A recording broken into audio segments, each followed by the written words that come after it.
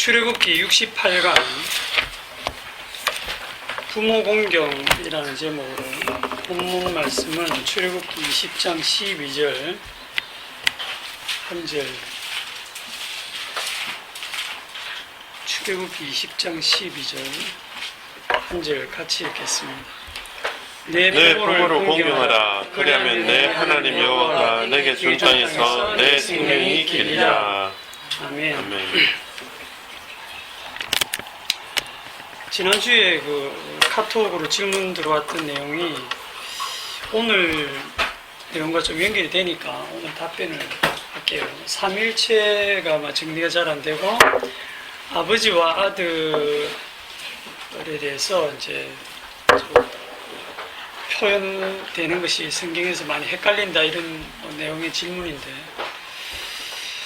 먼저 우리가 이렇게 상기해야 될 게 뭐냐면, 성경은 인간들이 헷갈리지 말고 이해 잘 하라고 기록된 책은 아닙니다.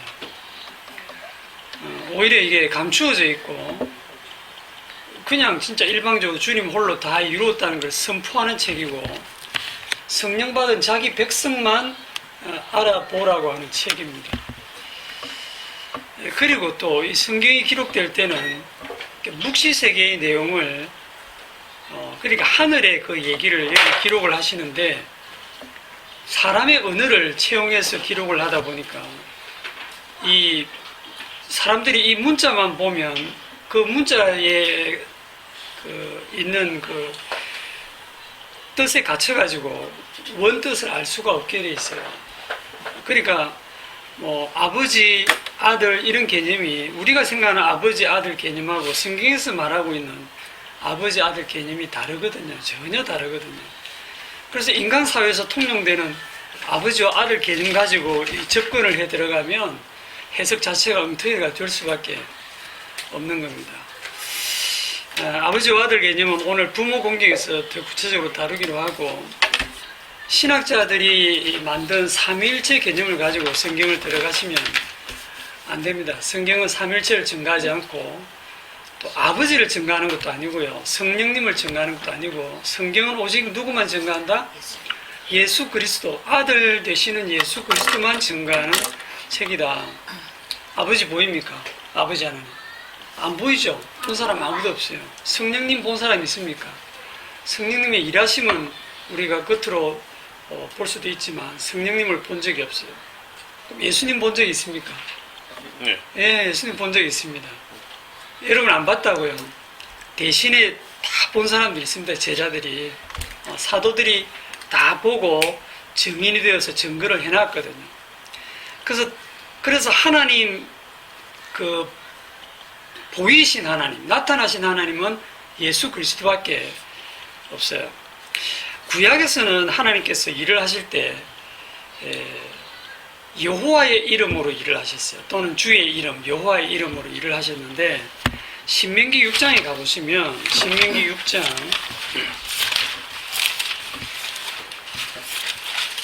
4절에 이스라엘아 들으라. 우리 하나님 여호와는 오직 유일한 여호와이시니 너는 마음을 다하고 뜻을 다하고 힘을 다하여 내 하나님 여호와를 사랑하라. 쉐마 이스라엘 이러면서 이스라엘아 들으라. 우리 하나님 여호와는 오직 유일한 여호와이시니. 그 말은 이제 여호와는 유일하다 이 말이잖아요. 숫자로 1입니다. 1. 그러면 이거를 계속 들은 유대인들의 생각 속에는 여호와 하나님은 한 분뿐이다, 존재론적으로 하나다, 1이다 이렇게 생각하기 때문에 여호와 하나님 외에 다른 신은 없다라는 그 유일신 신앙을 유대인들은 가지고 있습니다. 그런데 신약에 와보면 예수님께서 뭐라고 하시냐면 아버지와 아들로 표현하시거든요. 아버지가 나를 보내셨고 내가 아들이고 아버지와 나는 하나고 또 우리라는 표현을 써요. 요한복음 3장에 보면 너희가 우리 증거를 받지 않는도다 이렇게 얘기하고 있고, 요한복음 8장 18절에 보면 내가 나를 위하여 증언하는 자가 되고 나를 보내신 아버지도 나를 위하여 증언하시느니라. 근데 아버지가 어디서 증언합니까? 예수님 혼자 말씀하시는데 예수님 혼자 말씀하시는 그게 내가 나를 증거하는 거고 내 아버지도 나를 증언하는 거다. 이렇게 지금 예수님이 지금 어찌 보면 억지를 부르시는 거예요. 일방적입니다. 아버지는 숨어 계시고 안 보이시고. 그런데 구약에도 이렇게 보면 유일한 하나님이라고 알고 성경을 읽다 보면 조금 헷갈리는 부분들이 있어요. 예를 들어 창세기에 하나님께서 가라사대 우리가 우리의 형상을 따라 우리의 모양대로 사람을 만들자 할 때 왜 우리라고 하셨을까? 하나님은 한 분이신데 내가 내 형상을 따라 내 모양대로 이랬으면 한 분 맞네 이래 되는데 우리가 뭐지? 이게 이제 유대인들은 좀 해석이 잘 안 되는 부분이고요. 우리는 이제 삼일체라는 걸 하도 많이 들어와가지고 우리 그럼 삼일체네 이렇게 쉽게 생각하지만 그래 생각하시고 성경 들어가면 안 됩니다. 시편 16편을 한번 가보시죠. 구약성경 중간쯤에 시편 16편 이게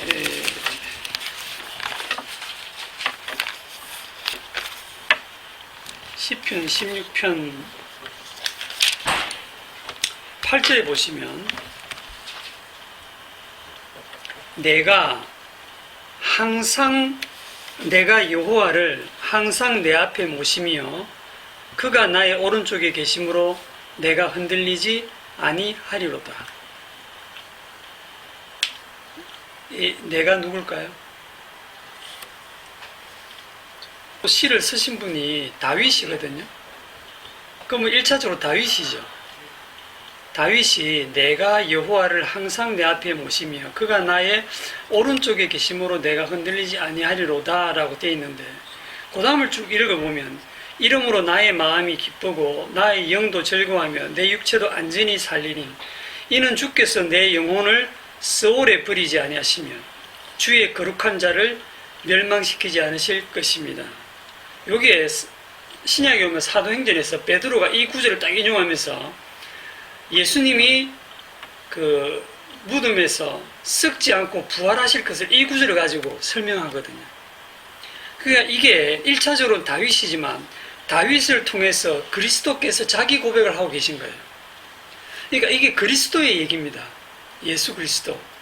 그래서 8절을 보시면 내가 여호와를 할 때 내가 누구?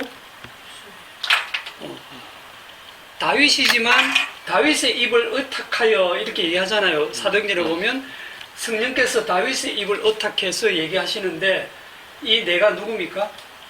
예수 그리스도거든요. 그리스도. 아들입니다. 아들. 하나님의 아들. 내가 그 다음에 나오는 여호와를 했으니까 이 여호와는 누굽니까? 이분이 아들이면 여기는 이제 아버지가 되겠죠.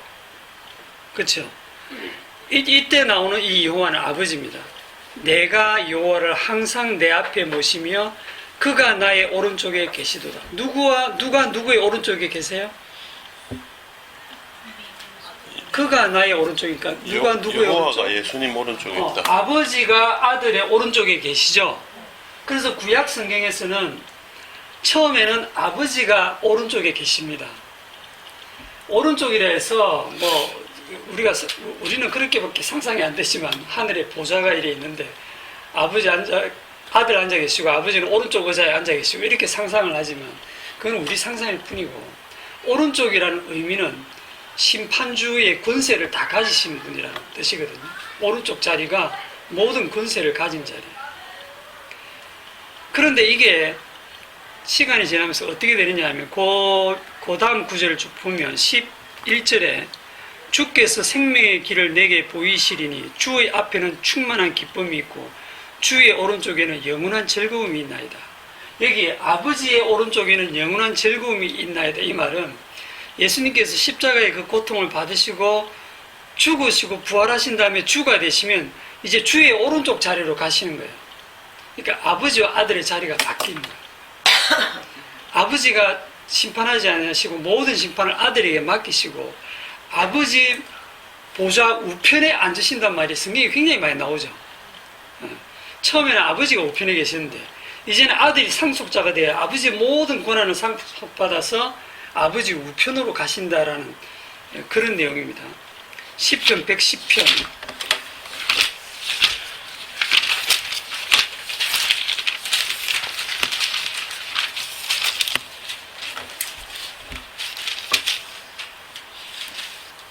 시편 110편이 이게 이제 그 바리새인들에게 예수님이 질문한 거예요. 그리스도가 누구의 자손이냐? 다윗의 자손입니다. 이때 답하니까 그래. 그러면 성경에 110편 1절이거든요. 여호와께서 내 주에게 말씀하시기를 내가 네 원수들을 네 발판이 되게 하기까지 너는 내 오른쪽에 앉아 있으라 하셨도다. 다윗이 그리스도를 가리켜 주라고 불렀으니 어찌 그의 자손이 되겠느냐 이런 질문을 했잖아요. 그러니까 바리새인들이 한마디도 대답하는 자가 없고 그날로부터 묻는 자도 없더라. 여기 보면 주가 두 분이 나오는 거거든요. 110장은 여호와께서 내 주에게 말씀하시기를 되어 있지만 신약에 인용할 때는 주께서 내 주께 이르시되 이렇게 나오거든요. 주께서 내 주께 이르시되 내가 네 원수를 내 발등상 되게 하기까지 너는 내 오른편에 앉아 있으라 이렇게 얘기하시거든요. 주가 두 분이 되는 거예요. 유일한 하나님이 갑자기 여기서 그러니까 이게 유대인들에게는 완전 난해 구절이죠. 해석 못하는 거예요. 그런데 이제 예수님이 이 구절을 인용하시면서 하시는 거예요. 결국 이것도 이제 메시아에 대한 시편인데 주께서 아버지께서 아들에게 이르시기를 내가 네 원수를 네 발판 되게 하기까지 너는 내 오른쪽에 앉아 있으라 하셨도다. 이렇게 해서 거기 4절에 보면 여호와는 맹세하고 변하지 아니하시리라 이르시기를 너는 멜기세덱의 쇠를 따라 영원한 제사장이라 하셨도다. 주의 오른쪽에 계신 주께서 그러면 여기서 주의 오른쪽에 계신 주가 누굽니까? 앞에 주는 누구, 뒤에 주는 누구예요? 뒤에 노하시는 날에 왕들을 쳐서 깨뜨리시는 분이 누구예요? 예수님이죠. 그러면 그 앞을 해석을 해보세요. 그의 노하시는 날. 주의 오른쪽에 계신 주께서 그의 노하시는 날에. 그럼 이미 주의 오른쪽에 계시죠. 그러니까 앞에 주는 아버지고 이제 아버지 오른쪽에 계신 아들 심판주께서 그의 노하시는 날에 왕들을 쳐서 깨뜨리실 것이라. 아시겠습니까? 이렇게 구약에도 보면 아버지와 아들에 대한 게 이렇게 희미하게 좀 감추어져 있고 해석이 안 되었었는데 예수님이 오셔가지고 이걸 다 인용하시면서 얘기를 다 하셨어요. 아버지와 아들에 대한 얘기를. 자, 이 정도로 답변을 하고 오늘 본문에 들어갑시다. 16절에 12절이죠. 내 부모를 공경하라. 그리하면 내 하나님 여호와가 네게 준 땅에서 내 생명이 길리라.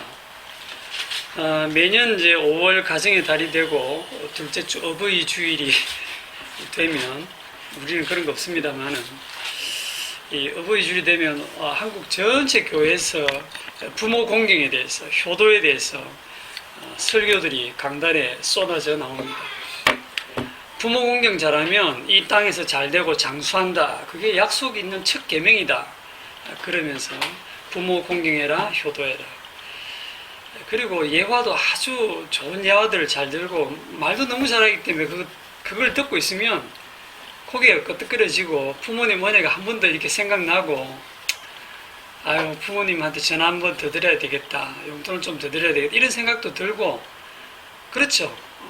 감동됩니다. 실제로 들어보면 물론 효도를 해야 되고 부모 공경해야 되죠. 제가 지금 부모 공경하지 말라는 얘기를 하려는 건 아닌데 이 본문이 그 얘기를 하는 게 아니라는 거예요. 문제는 성경은 누구를 얘기하는 거예요? 예수 그리스도를 증거하는 책입니다. 그래서 이게 예수 그리스도를 얘기하는 내용인데 이걸 가지고 그냥 부모 공경하라고 하는 윤리 도덕적인 수준의 그런 교훈을 주려고 하나님께서 이 말씀을 기록해 놓았겠습니까? 여기 보시면 여호와가 네게 준 땅에서, 자, 네게 준 땅, 여호와께서 네게 준 땅이 어디 있습니까? 예? 이게 서울 땅입니까? 부산 땅입니까? 언양 땅입니까? 이 땅에서 땅 한 평도 안 주시죠? 안 받았어요? 분양 못 받았어요? 여호와께서 네게 준 땅이라는 게 무슨 땅입니까 이게? 구약으로 치면 약속의 땅이죠. 약속의 땅. 신약으로 치면 우리는 어디입니까? 천국. 그리스도 아니잖아요. 그리스도 아닙니다. 네게 준 땅에서 네 생명이 길리라. 그러니까 이 생명이 길다 이 말은요, 남들보다 오래 산다, 장수한다 그런 의미가 아닙니다. 그걸 상대적으로 비교해서 나는 저 사람도 오래 사니까 장수했다 그러는데 내보다 더 오래 사는 사람 또 나오면 어떡할 건데, 그런 의미가 아니고 생명이 길리라 이 말은 한없다 이 말입니다. 생명이 한없이 이어진다, 즉 영생한다 이런 얘기입니다. 하나님이 주신 그 약속의 땅에서 영생 복락한다, 영원한 생명을 누릴 것이다 이런 얘기예요. 그러니까 이 얘기는 천국에 대한 얘기지 이 땅의 얘기가 아니에요. 그러니까 이거 하나만 잘 생각해 봐도 여러분이 효도하면 이 땅에서 잘 되고요, 이 땅에서 오래오래 삽니다. 이 땅이 무슨 땅인데? 애굽 땅인데, 예? 이 땅이 멸망할 땅인데 여기서 오래오래 산다는 게 그게 무슨 하나님의 약속입니까? 그러니까 얼마나 엉터리 설교들이, 얼마나 엉터리로 해석해서 쏟아져 나오고 있습니다. 자, 그러면 내게 준 땅에서 영생한다. 논리적으로 보면 앞과 딱 연결하면 이래 되죠. 부모 공경하면 천국 간다, 부모 공경하면 영생한다, 그런 뜻이 되지요. 예, 부모 공경은. 그러면 이제 앞에 부모 공경을 풀어야 되겠죠. 무슨 뜻인지. 부모 공경하면 천국 갑니다. 부모 공경이 안 되면 천국은 꿈도 꾸지 마세요. 문제는 우리에게 부모가 없다는 거예요. 공경도 없고, 더욱이 부모를 공경할 자식도 이 땅에 없다는 겁니다. 문제는. 그러면 여러분들은 아니 뭐 자식이 있으면 부모도 있고, 부모가 있으면 자식도 있고, 공경은 뭐 부모 자식 사이에 하면 되는 거고 뭐가 문제냐 이렇게 말할 수 있는데, 그런 우리 사람들이 흔히 생각하는 부모 공경은 애굽 땅에서 다 할 수 있는 거예요. 애굽 땅에 사는 사람들, 가나안 땅에 사는 사람들도 부모 공경 할까요, 안 할까요? 하죠. 그 사람들 하죠. 공자가 제일 잘해줘. 네. 애굽 땅에서 할 수 있는 부모 공경일 것 같으면 하나님께서 굳이 애굽 땅에서 인도해내 가지고 이런 말씀 주실 이유가 없습니다. 딱 우리 요 2절에 보면 나는 너를 애굽 땅에서 인도하여 낸 너희 하나님 여호와라, 내 부모를 공경하라 이래 나오거든요. 애굽 땅에서 열 재앙이 내릴 때에 그 마지막 재앙으로 멸망한 사람들이 부모 공경 안 한 사람들 다 죽었습니까? 아니죠. 어린 양의 피가 없어 죽은 겁니다. 그 중에는 진짜 효자들도 많았을 거예요. 효자, 효부들, 효도한 사람들, 부모 공경 잘한 사람들 많을 거예요. 그런데 어린 양 피가 없어서 죽은 겁니다. 그래서 이 세상 사람들이 다 하는 그런 부모 공경은 아무리 잘해도 심판을 피할 수 없는, 심판받을 부모 공경이고 지옥 갈 부모 공경입니다. 오늘 10계명에서 말하는 부모 공경은 그런 부모 공경이 아니다 이 말이지. 부모 공경 하지 말라는 건 아니에요. 해야지. 하는데 그걸 잘해서 내가 하나님께 칭찬받고 복받고 천국 가고 그거하고는 아무 관계없다는 거예요. 이 땅의 부모 공경을 잘하든 안 하든 그건 천국하고 아무 관계가 없다, 그런 얘기입니다. 레위기 18장을 보시면 레위기 18장 3절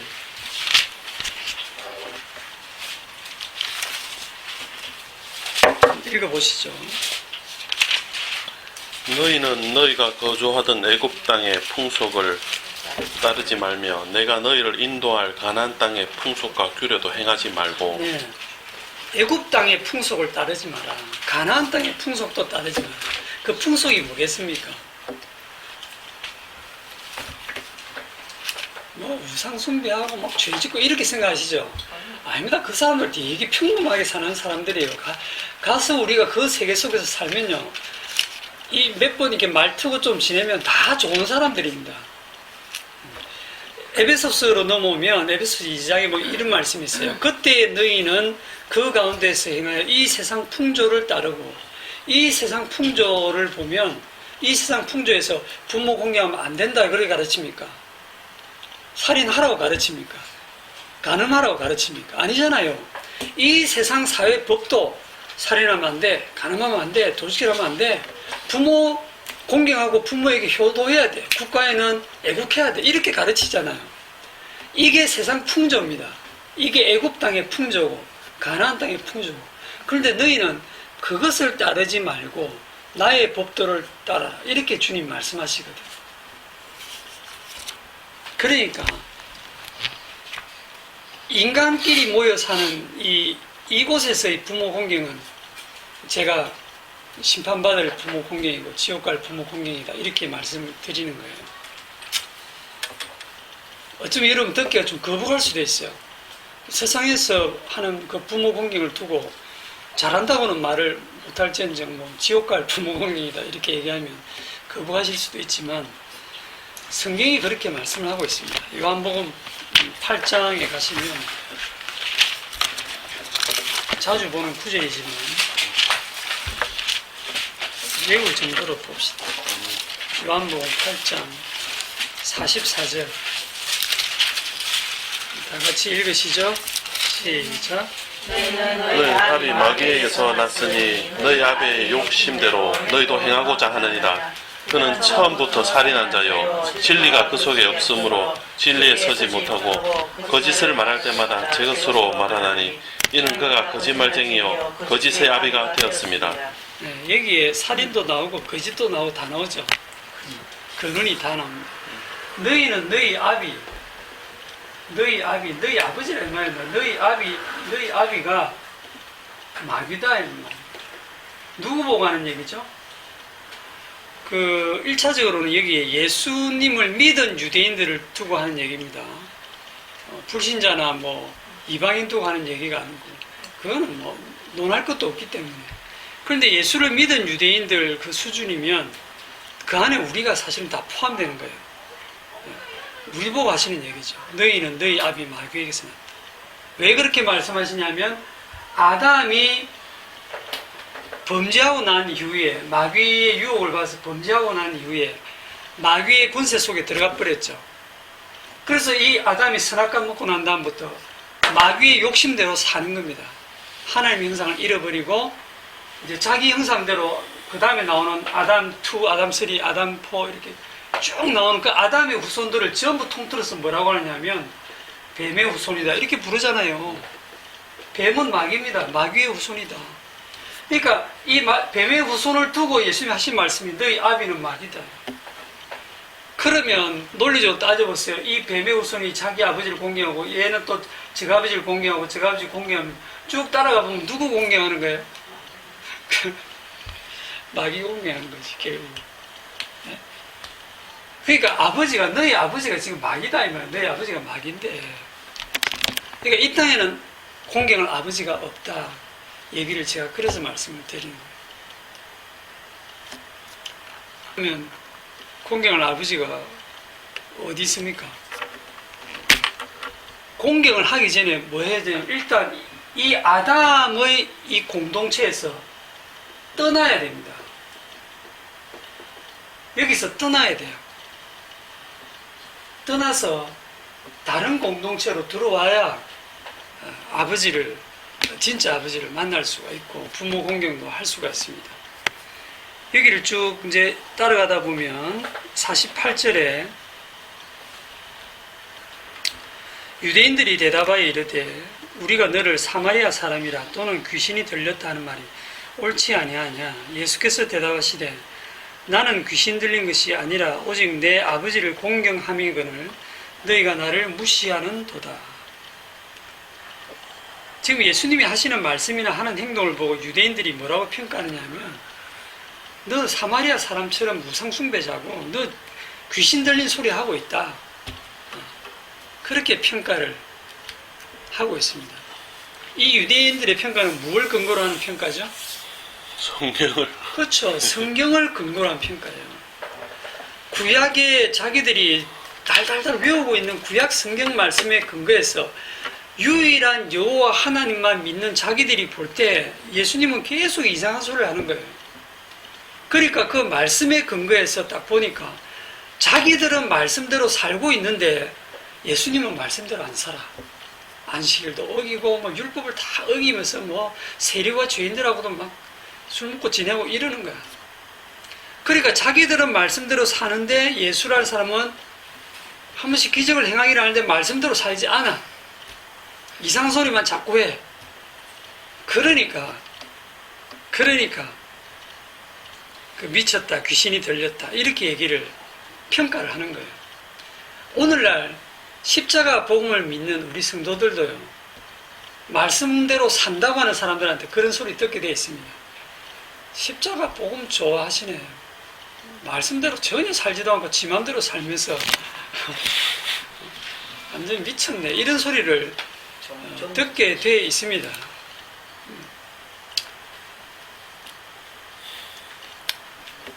그런데 이제 그게 뭐냐면, 우리 십자가 복음을 아는 우리들은 그렇게 사는 모습이 십자가만 증거하는 것이거늘 그들이 이해를 못하거든요.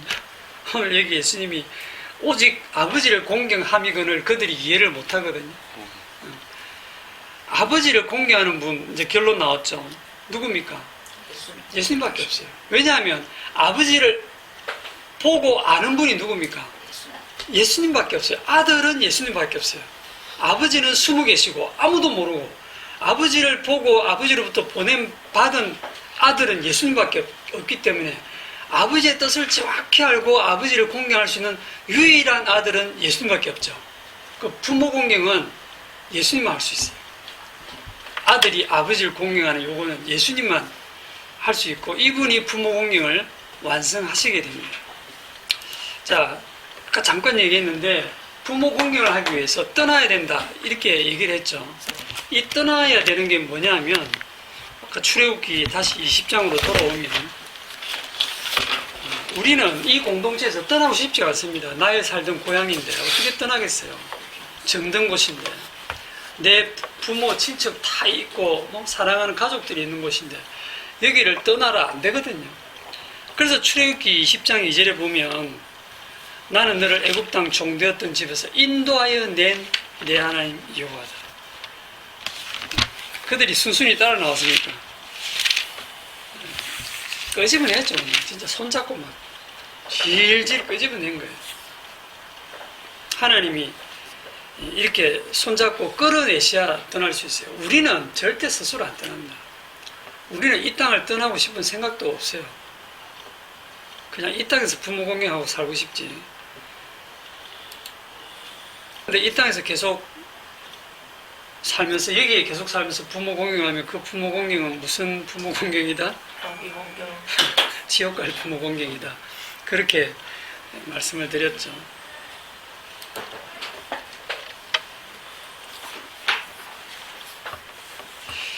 솔직히 우리가 세상에서 부모 공경하는 거는 부모가 그래도 재산 꽤나 가지고 있고 이 물려줄 게 좀 있으면 공경이 되죠, 저절로. 그런데 부모가 가진 거 하나도 없고 뭐 요구만 자꾸 하고 이러면 늘 부담만 되면 공경이 쉽지 않잖아요.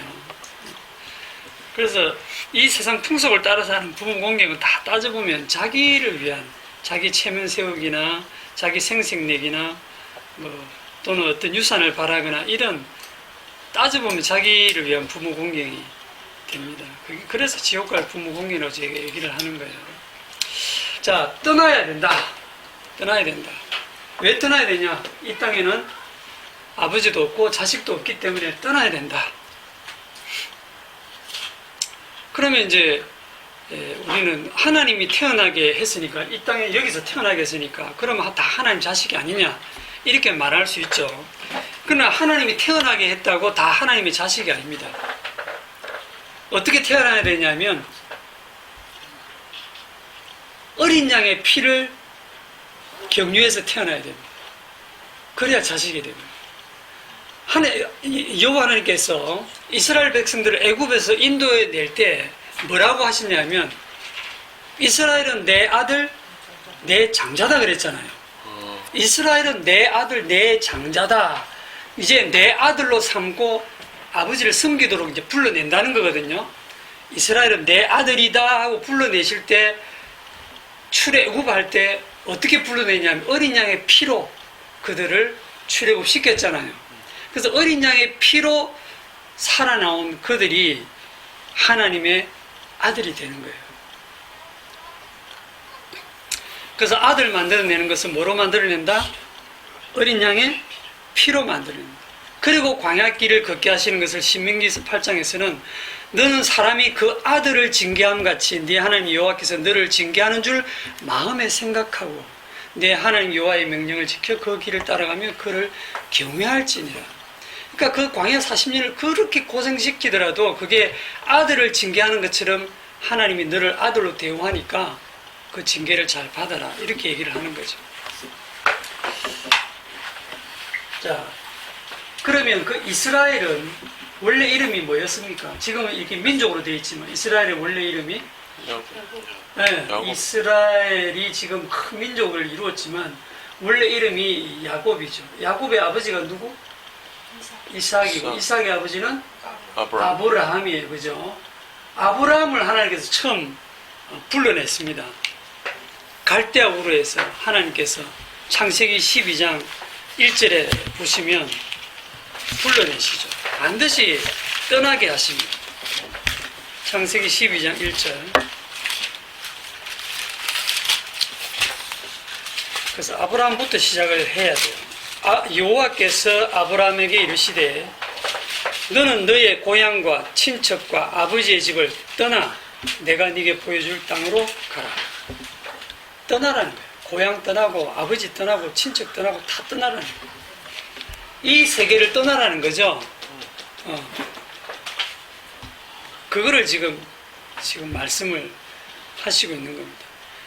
그러면 이 아브라함을 불러내서 하나님 뭐 하시겠다는 거예요? 부모 공경하는 자식으로 만들겠다는 뜻입니다. 오늘 본문으로 얘기를 하자면. 그래서 우리가 이 아브라함의 인생을 볼 때 이제 어떤 관점으로 지금 보셔야 되냐면 아브라함에게 하나님께서 요구하시는 아버지는 도대체 누구고 아들은 누구고 아버지와 아들 관계는 어떻게 되고 그 사이에 부모 공경은 어떻게 이루어지는가의 관점으로 아브라함의 생애를 다시 한번 이렇게 조명을 해보면 좋겠습니다. 그걸 하기 위해서 하나님께서 먼저 떠나라. 그래서 기존의 그 아버지 혈육 관계를 끊으십니다. 아브라함이 언제 아버지 공경했어요? 공경할 것 같으면 아버지 집 떠나면 안 되죠. 불의 자식처럼 가출하면 안 되잖아요. 육신의 아버지 데라와 함께 고향에 살면서 그의 가업으로 이어온 우상 만드는 그걸 아버지의 유업을 이어서 같이 하면서 부모 공경하고 살아야 되잖아. 그렇죠? 그게 우리가 생각하는 부모 공경이잖아. 아브라함이 그렇게 살았으면 진짜 아브라함으로 그렇게 살다가 죽었을 거예요. 아브라함이 되지 못하고 갈대아 우르에서 만약에 아브라함이 그런 식의 부모 공경을 하고 살았다면 그 부모 공경은 뭐다? 지옥 갈 부모 공경이다. 이제 잘 하시네. 기억 좀 하시라고. 오늘 본문에 나오는 부모 공경하고는 전혀 다르다. 예수님도 이런 일이 있었어요. 예수님이 12살 때 성전에 가셨잖아요. 그래가지고 그 축제 때 성전 가서 이래 있다가 이제 가족들하고 다 내려오는데 부모는 예수가 뭐 친척들 사이에 같이 내려올 거라 생각하고 왔는데 한 하루길쯤 내려왔는데 아기 예수 12살 예수가 안 보이니까 어디 갔냐 하고 사흘길을 더듬어 찾아가지고 가보니까 이제 성전에서 랍비들하고 막 이렇게 토론을 하고 있는 거죠. 그때 부모가 뭐라고 하냐면 이놈아 우리가 너를 얼마나 찾았는데 너 여기서 뭐하냐. 12살 예수님이 효도하고 계신 거죠. 그 예수님의 얘기가 뭐 부모님한테 말도 안 하고 지금 그 성전에서 그 선생들하고 이렇게 토론을 하고 사흘이나 지났는데 부모가 찾아와가지고 그렇게 얘기하면 아이고 죄송합니다 이게 아니고 뭐라고 하시냐면 내 아버지 집에 있어요. 내가 내 아버지 집에 있어야 될 줄 몰랐습니까? 이러는 거야. 내 아버지라고 하면 요셉이 자기 아버지잖아요. 그런데 지금 예수님은 내 아버지 집에 있어야 될 줄 몰랐습니까? 이렇게 얘기를 하시는 거예요. 효도 잘하고 계시죠? 그 나중에 유대인들하고 토론할 때도 네 아버지 어디 있느냐 할 때도 예수님이 내 아버지는 나사렛의 요셉인데 지금 돌아가셨다. 그래 얘기 안 합니다. 내 아버지는 너희들이 알지 못한다. 그런 얘기를 하거든요. 그러니까 진짜 아버지는 따로 계신다고 하는 거예요. 진짜 아버지. 그래서 아브라함 언약을 통해서 보면 진짜 아버지를 이제 이 아버지는 아무도 본 사람이 없기 때문에 이렇게 표현합니다. 숨어 계신 아버지. 아버지는 숨어 계시고 아들만 딱 나타나셨는데 아버지 품속에 있던 독생하신 하나님이 나타내셨는데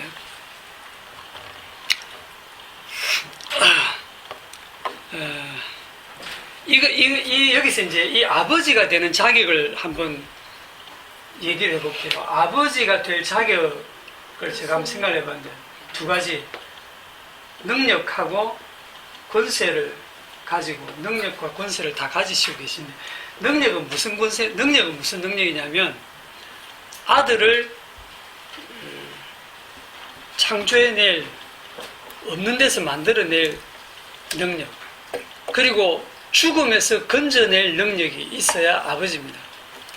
그래서 그게 히브리서 5장 7절에도 보면 그는 육체에 계실 때 자기를 죽음에서 능히 구원하실 이에게 즉 아버지에게 심한 통곡과 눈물로 간구와 손을 올렸고 그의 경건하심으로 말미암아 들으심을 얻었느니라.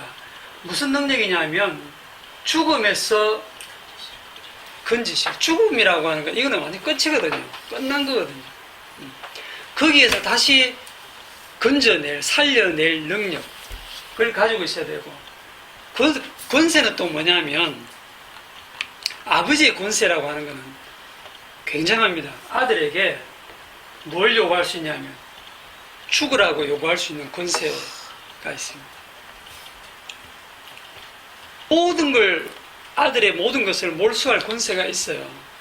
여러분 세상 아버지하고 비교를 해보면 예술아 내가 너를 낳았고 너를 키웠고 정말 많은 돈을 들여서 유학도 보냈고 그렇게 힘들게 키웠으니 이제 너 취직했잖니? 네가 벌어오는 돈 그거 이제부터 모두 다 아버지에게 가져와. 그랬을 때 아멘 하고 가져다 주는 딸 없습니다. 절대로 그럴 수가 없어요. 왜냐하면 자식은 딱 계산합니다. 그렇게 했지만 그래도 지금 내가 노동해서 내가 버는 건데 내 노동이 들어간다는 거죠. 딱 자기 노동의 대가를 생각합니다. 부모는 좀 또 심한 부모는 내가 너를 키울 때까지 계산해보니까 한 3억 좀 들었다. 내놔라. 그러거든요. 그러면 제가 자라면서 제가 부모님을 기쁘게 하고 해서 부모님을 즐겁게 해주면 그런 것도 있으니까 대충 그거로 퉁칩시다. 이럴 수도 있고. 그래도 괜찮은 자식들은 그래도 부모님이 저를 키워주신 그는 참 고마우니까 용돈을 좀 드리고 이렇게는 하지 자기의 전부를 드린다 이거는 세상에는 있을 수가 없죠. 그래서 그게 이 아담 안에 있는 자식은 다 그게 지옥 갈 자식의 특징입니다. 언약적인 자식이 아니에요. 그거를 이제 좀 이따 아브라함을 통해서 보여주거든요. 이 능력과 권세를 딱 보면 이 능력과 권세를 가지신 유일한 분이 누굽니까? 마태복음 23장 9절을 보면 아버지는 하늘에 계신 분밖에 없죠. 땅에 있는 자를 아버지라 하지 말라. 너희의 아버지는 한 분이시니 곧 하늘에 계신 이시니라. 하늘에 계신 우리 아버지 그분만 유일한 아버지입니다. 아멘. 그렇다고 오늘부터 이 육신의 아버지를 이제 아버지라 안 부르고 아저씨라 부르기로 이렇게 하시면 안 돼요. 아버지라 해야지. 아버지라고 하면서 진짜 아버지는 따로 계시다는 걸 가르치기 위해서 육신의 아버지를 주셨구나 이렇게 생각하고, 그리고 진짜 주 안에서 내 부모로 순종하라고 신약에 나오게 되면 이 주 안에서 이 복음을 전파하고 하나님 아버지, 진짜 아버지를 가르치는 그 부모에게는 순종하라, 그런 뜻입니다. 자, 성경에서 우리가 아브라함을 믿음의 조상이라고 부를 때 왜 믿음의 조상이라 부릅니까? 이 아브라함을 믿음의 조상. 그러면 우리가 믿음의 후손이 되려고 하면 아브라함의 후손이 되어야 같이 구원을 받는데, 아브라함과 같은 믿음을 가져야 되겠죠. 아브라함과 같은 믿음의 길을 걷게 되어 있습니다. 그러면 아브라함이 무엇으로 믿음의 조상이 되었나요? 아브라함이 믿음의 조상이 된 아주 유명한 사건이라고 할까? 이삭을 벨보고 했을 때는 응?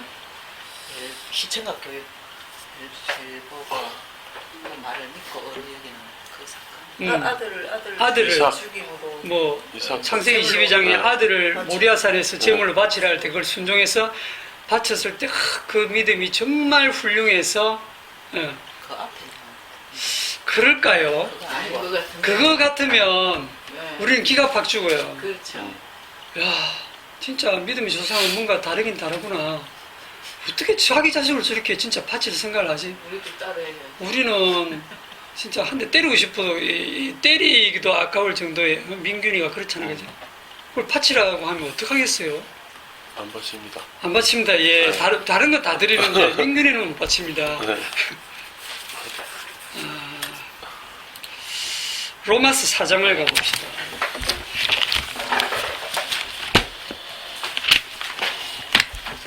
제가 미리 얘기하는데 하나님은 민균이 바치라고 절대 안 합니다. 이유도 또 그게 네. 안 받습니다. 안 바친다고 주장하지 마시고 안 받으십니다. 로마스 4장 1절. 그런즉 육신으로, 자, 육신으로 했어요. 그런즉 육신으로, 또는 육으로 이렇게도 표현됩니다. 번역이. 그런즉 육신으로 우리 조상인 아브라함이 무엇을 얻었다 하리요? 만일 아브라함이 행위로서 의롭다 함을 얻었으면, 행위로서 의롭다 하심을 얻었으면 자랑할 것이 있으려니와 하나님 앞에서는 없느니라. 성경이 무엇을 말하느냐? 아브라함이 하나님을 믿음에 그것이 그에게 의로 여겨진 바 되었느니라. 일하는 자에게는 그 싹시 은혜로 여겨지지 아니하고 보수로 여겨지거니와 일을 아니할지라도 경건하지 아니한 자를 경건하지 않고 일도 안 했다 이 말입니다. 아브라함이 의롭다 하시는 일을 믿는 자에게는 그의 믿음을 의로 여기시나니. 여기에 믿음과 행위를 딱 비교하는데 행위가 뭐냐? 제가 설명했죠. 육신에서 나오는 모든 것, 여러분 육신에서 나올 수 있는 모든 것, 여러분의 정성, 여러분들의 경건, 여러분들의 봉사, 여러분들의 사랑, 여러분들의 헌신, 여러분들에게서 나오는 믿음, 그 믿음, 여러분에게서 나오는 그 믿음조차도 그건 모두 다 뭐다? 행위입니다. 내가 이렇게 잘 믿었다라고 하면 그게 자랑이 되죠. 이 행위에서 나오면 반드시 그 결국은 자기 자랑이 나오게 돼 있어요. 그 믿음은 뭐냐면 육신에서 나온 게 아니에요. 이거는 육신에서 나온 게 아니라니까. 그러니까 나한테서 나온 게 아닙니다. 자, 그게 어디에 나오느냐면 뒤에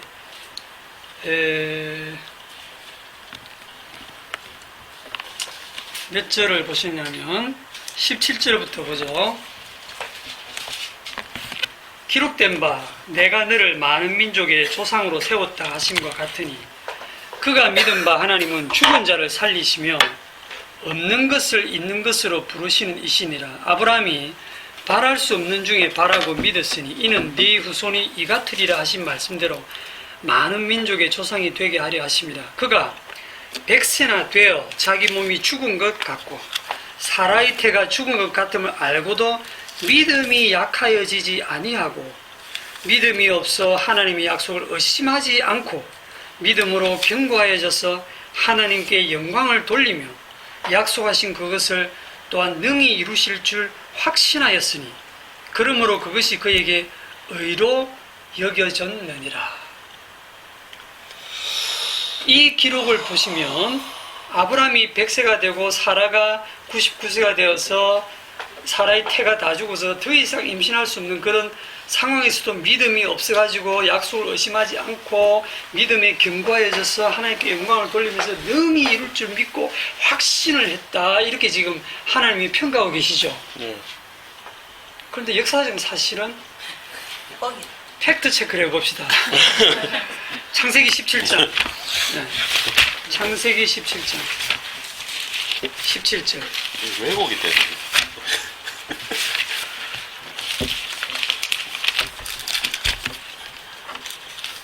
창세기 17장 17절. 네, 그 위에 16절부터 제가 읽을게요. 내가 그에게 복을 주어 그가 네게 아들을 낳아주게 하면 내가 그에게 복을 주어 그를 여러 민족의 어머니가 되게 하리니 민족의 여러 왕이 그에게서 나리라. 아브라함이 엎드려 웃으며, 이 웃음이 비웃음, 조롱 이런 뜻입니다. 웃기고 있네.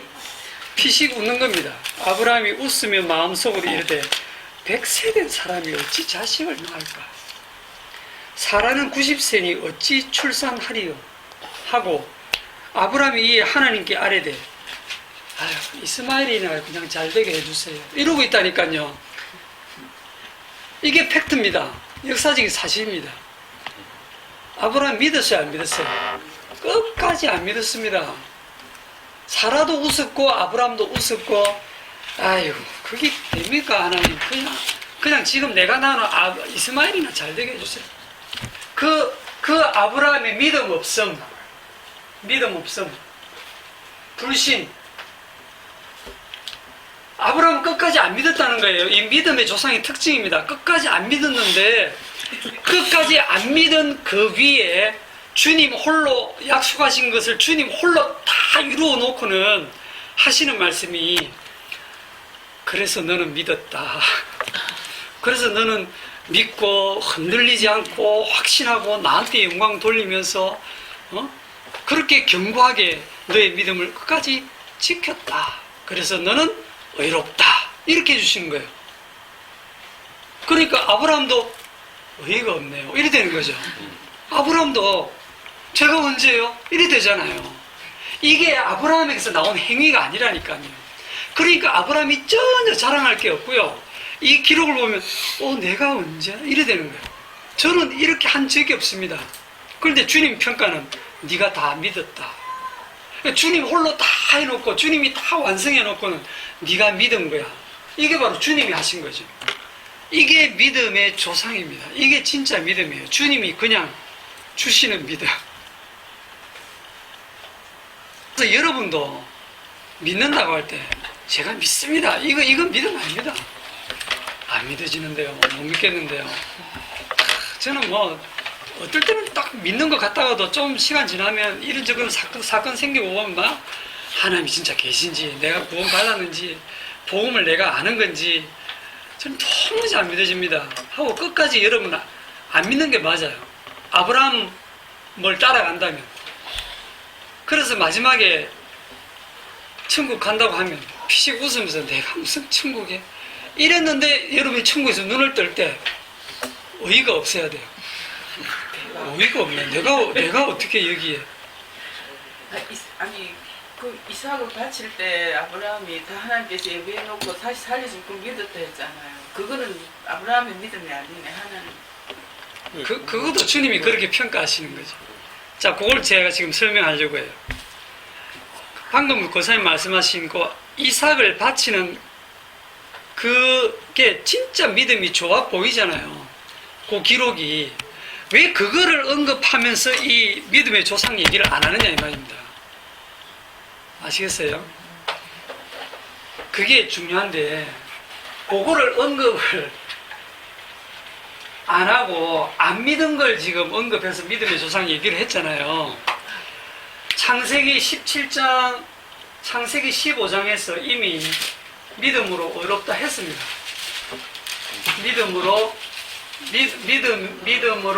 믿음의 의, 믿음으로 의롭다라고 이미 15장에서 얘기했고, 창세기 17장에 가면 이제 아브라함의 이름을 바꿉니다. 99세에 나타나가지고 아브라함, 뭐 이 아브라함은 큰 아버지 이런 뜻인데, 이 아브라함은 열국의 아버지, 만인의 아버지. 만인의 아버지라는 얘기는 사실 하나님 아버지거든요. 그 이름을 딱 줬어요. 자식도 없는데, 지금 자식도 없는데 아브라함이라고 이름을 줬다. 이름이 바뀌었다라는 것은 신약적으로 얘기하면요, 새 사람이 되었다, 거듭났다, 이런 얘기입니다. 자, 새 사람이 되고 거듭났죠? 거듭나놓고 웃잖아요. 피 웃고 안 웃잖아요. 거듭나도 내가 그렇게 사네. 이게 이제 이름이 바뀌어서 새 사람이 되고 거듭난 것을 신약적인 표현을 제가 빌려오면, 이제는 내가 산 것이 아니고 내 안에 그리스도께서 사신 것이야. 이제는 내가 아브라함으로 사는 것이 아니고 내 안에 그리스도께서 사시는데, 이 아브라함 속에 주의 영이 임해서 주님이 아브라함의 몸을 이제 마음대로 주님의 몸처럼 사용하신다, 그런 뜻입니다. 늘 그런 건 아니고 그렇게 사용을 하신다 이 말입니다. 자, 그러면 어떻게 아브라함이 이삭을 바쳐라 했을 때 그렇게 주저하지 않고 바로 다음날 짐을 챙겨서 자식 데리고 횃불을 가지고 이게 장작 싣고 이렇게 떠나겠습니까? 사흘 길을 떠나는데, 그것도 이삭이 가다가 아버지 뭐 이게 불도 있고 칼도 있고 뭐 이게 장작도 있는데 재물은 어디 있습니까? 아브라함이 어떻게 지혜롭게 대답을 했는지, 재물은 하나님이 준비하실 거야 이러고 이제, 그런데 산에 가가지고 이제 이삭을 이렇게 결박하잖아요. 그때 이삭의 나이가 청년입니다. 한 17세 가까이 돼요. 힘 셉니다. 아버지는 나이가 이제 100세예요. 딱 묶을 때 이삭이 바보입니까? 내가 재물이야? 그러면 이 아버지가 노망이 드셨나? 하고, 아니 양을 잡아 제사 지내지, 아버지 내가 양처럼 보입니까? 이러면서 아버지 밀치고 도망가 버리면 창세기 22장 어떻게 기록할 겁니까? 난감하죠. 그런데 이삭은 도대체 무슨 믿음이 있어서 그렇게 순순히 결박당해서 그 재물이 되어서 눕겠습니까? 아브라함과 이삭에게 지금 주의 영이 감동해서 그들의 몸을 장악해서, 그들에게 지금 자유의지가 있는 게 아니에요. 주의 영이 장악해서 그걸 연출을 하고 있는 겁니다. 아시겠어요? 그 장면을. 지정씨 아니네요. 지정신이 아니죠. 네. 주의 영이 지금 네. 그들을 장악해서 마치 꼭두각시 인형처럼 주님이 지금 쓰시고 계신데, 뭘 보여주느냐 하면 그 이벤트를 통해서 아버지와 아들과 부모 공경이 뭔가를 보여주는 거예요. 그렇게 해서 아브라함이 이제 죽이려고 하는 순간에 멈추어라, 됐다 하시고 하나님이 하시는 말씀이 뭐냐면, 내가 이제 네가 나를 경외하는 줄 알겠다 하거든요. 경외하는 줄을 알겠다 이 말은 경외한다, 공경한다. 이제 네가 부모 공경 제대로 하는구나, 그 평가거든요. 그게 앞에 이거랑 똑같습니다. 아브라함이 한 게 아니에요. 주님이 다 해놓고 네가 이제 부모 공경 하는구나, 이렇게 지금 평가를 하시는 거예요. 이게 이 사이에 뭐가 있냐면 22장하고 17장 요 사이에 여러분 20장이 들어있습니다. 이 20장이 뭐냐면 아브라함이 그랄 땅으로 잠시 내려가거든요. 그 내려갔는데 그랄 왕이 사람을 보내가지고 저 여자 네 누이라며 보내라 이래갖고 사라를 데리고 가거든요. 아브라함이 아무 말도 못하고 보냅니다. 지금 17장에서 내년에 네 사라의 몸에서 약속의 아들이 태어날 거다라고 했는데 20장에서 자기 누이라고 해가지고 또 마누라를 보냈단 말입니다. 아브라함이, 예, 거듭난 그 세 사람이, 그게 믿음의 조상의 모습이에요. 그런 사람이 22장에서 갑자기 믿음이 막 바싹 좋아져가지고, 그냥 주의 영이 어느 순간 그렇게 사로잡아서 쓰십니다. 여러분 힘으로 순교 못해요. 그러나 순교를 할 수 있는 환경이 주께서 그런 주의 영이 임해가지고 스데반처럼 순교하게 하시면 할 수도 있는 겁니다. 그러니까 여러분이 하려고 하면 안 돼. 그냥 다 주님께 맡기면 됩니다. 자, 하나님께서 지금 아브라함을 통해서 이삭을 죽이려고 할 때 그 아브라함을 통해서 그 자식을 죽이는 그 사건을 통해서 누가 자식을 죽이는 걸로 하냐면 숨어 계신 그 아버지께서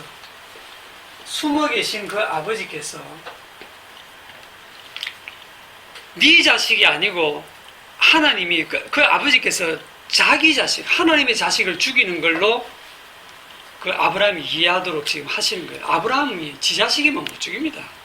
자기 노동으로 낳은 민균이 같으면 안 돼요. 그거는 안 됩니다. 그런데 자기는 완전히 절망이고 포기하고 그 자식을 낳을 수 없는데 자기는 웃고 믿지 않았는데 하나님이 자식을 주셨잖아요. 내 자식이 아니구나. 진짜 이거는 하나님의 자식이구나. 약속의 자녀구나. 성령으로 난 자식이구나. 그러니까 그게 아브라함의 자식이 아닌 거예요. 아브라함의 자식으로 나왔지만. 그러니까 아브라함이 이삭을 바치는 사건을 통해서 뭘 보여주냐면 숨어 계신 아버지께서 자기의 자식을 죽이는 그 나중에 아버지께서 자기의 독생자를 십자가에서 죽이는 그 사건을 거기서 지금 계시해서 보여주고 계신 거예요. 그 아버지의 심정을. 창세기 22장 사건을 흉내내는 인간들이 꼭 있습니다. 그 십자가를 흉내낸 인간도 옛날에 있었죠. 저기 어디 우리나라에도 있어요. 그 탄광촌에 뭐 십자가에 이렇게 매달려가지고 지가 못 박혀가지고. 그러니까 주님의 그 고난을 자기도 겪어보겠다고 뭐 진짜 쓸데없는 짓을 하는 거거든 그게. 어쩌다 죽어버렸어요. 그래가 진짜 이러다 진짜 죽어버렸네. 부활은 안 했다. 부활은 뭐 못하죠. 창세기 22장에 이 아브라함의 믿음이 진짜 좋구나 하고 이걸 흉내내가지고 자기 자식을 하나님께 바치겠다고 설치는 사람들도 있습니다. 그런데 하나님은 아담 안에 있는 이 세상 자식 안 받습니다. 죄인이거든요. 그거 죽은 자들이거든요. 죽은 죄물 그거 안 받습니다. 하나님은 자기 아들을 받는다는 거예요. 그래서 걱정하지 마시라고. 민균이 안 받으신다. 여러분 자식 보고 갑자기 야, 아브라함처럼 자식 받으라고 하면 우짜지 그런 걱정하실 필요 없어요. 여러분 자식은 하나님 앞에 뭐 가치가 없습니다. 여러분한테는 가치가 있을지 모르지만 하나님께는 가치가 없어요.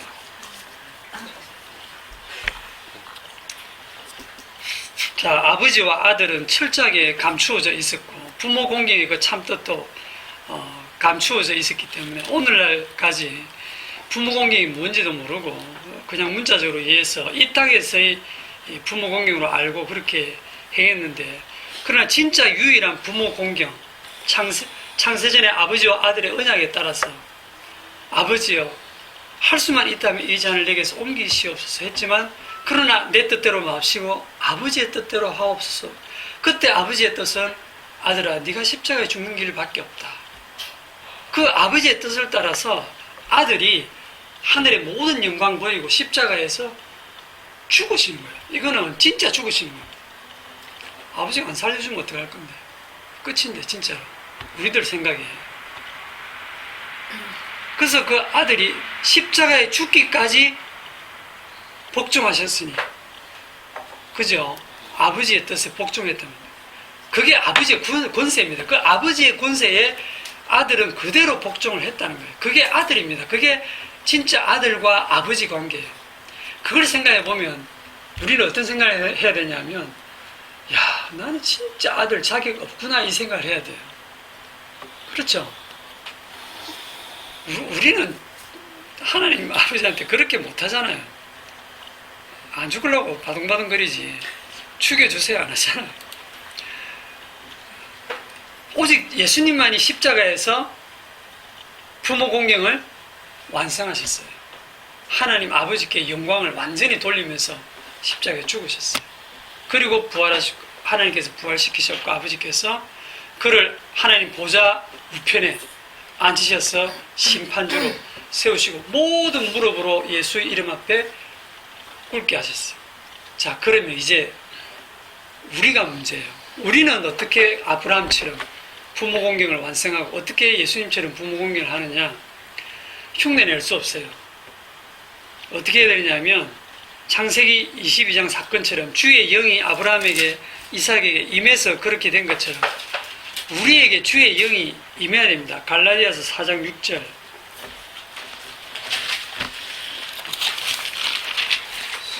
갈라디아서 4장 6절. 주의 영이 임하지 않으면 방법이 없어요.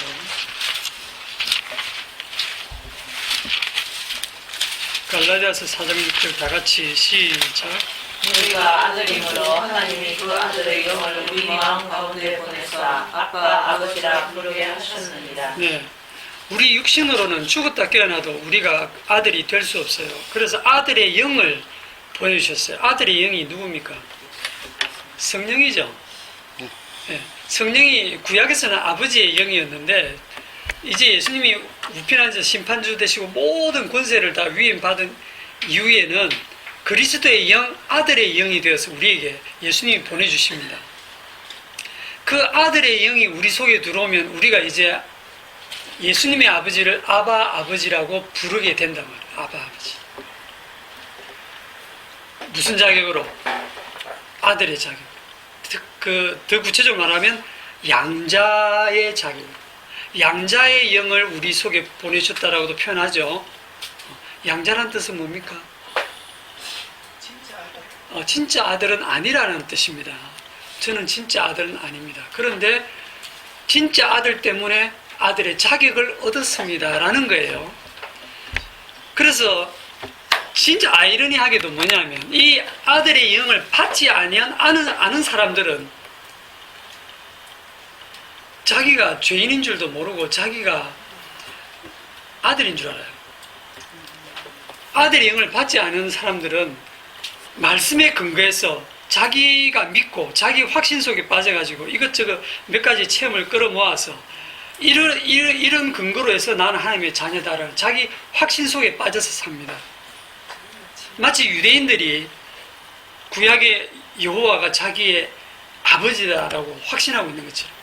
그런데 예수님은 너희 아비는 마귀다 이렇게 평가하시죠. 아들의 영을 받은 자들은 무엇을 깨닫냐면 나는 죄인 중에 괴수다.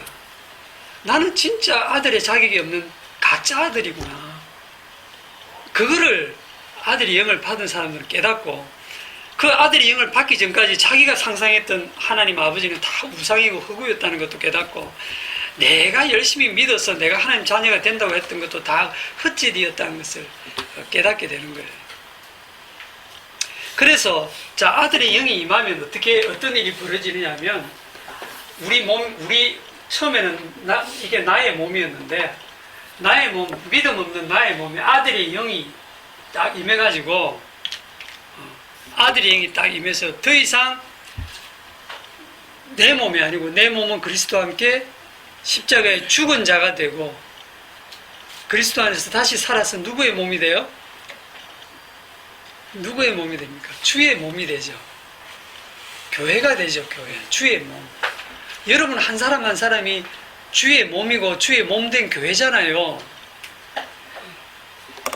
그렇게 해서 아버지와 그 아들 예수님이 아버지와 나가 하나가 된 것처럼 마지막 때에 너희와 나와 아버지도 하나가 된다는 그것처럼 우리가 아들의 영을 받아서 그 아들 안에서 우리의 몸이 그러니까 내 몸이 아니고 이제 주의 몸으로서 사는 거예요. 주의 영이 임하셔가지고 주의 몸으로 사는 거예요. 사는 모습은 그냥 내가 사는 것 같아. 그런데 주의 몸이, 주의 영이 우리를 사로잡아서 살게 되고, 우리가 하나님을 부를 때 그 주기도문에 나오는 것처럼 뭐라고 부릅니까? 하늘에 계신 내 아버지라고 안 합니다. 내 아버지라 부를 분은 예수님밖에 없어요. 하늘에 계신 우리 아버지요 하고, 이 우리라는 공동체 속에 우리를 이 세상에서 끌어내어서 이 교회라는 그 아들 공동체 속에 집어넣는 겁니다. 그렇게 함으로써 그 아들 공동체 안에서 주님이 이미 십자가에서 다 완성하신 부모 공경을 우리한테 딱 그대로 적용을 해가지고, 너희들이 부모 공경을 제대로 했구나. 너희들이 한 거 하나도 없는데 너희들이 부모 공경했다 하고, 내가 네게 줄 땅에서 너희 생명이 길리라, 영생하리라 하는 그 영원한 생명을 누리는 복으로 우리가 들어가게 되는 것입니다. 그러면 우리는 의의가 없지요. 저는 한 게 없는데요. 한 게 없죠. 주님 홀로 다 이루셨어요. 주님 홀로 영광 다 받으신, 그게 주님이 하시는 일이니까 우리는 주님께 영광 돌 밖에 없는 것입니다. 오늘 여기까지 하겠습니다. 기도합시다.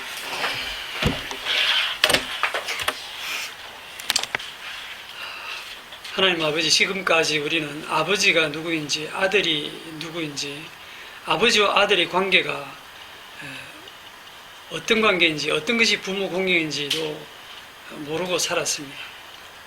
이 가짜 자식 속에 진짜 아들의 영을 보내주셔서 진짜 아들과 같은 그러한 상속자로 삼아주시고, 주님이 십자가에서 다 이루신 부모 공경을 마치 우리가 한 것처럼 우리에게도 적용을 하셔서 우리를 아들로, 양자로 삼아주신 하나님의 크신 은혜를 감사하며 남은 우리 생애를 살면서 수시로 우리가 하나님의 아들됨을, 자녀되었음을 기억하며 살아가게 하옵소서. 예수님의 이름으로 기도드립니다. 아멘.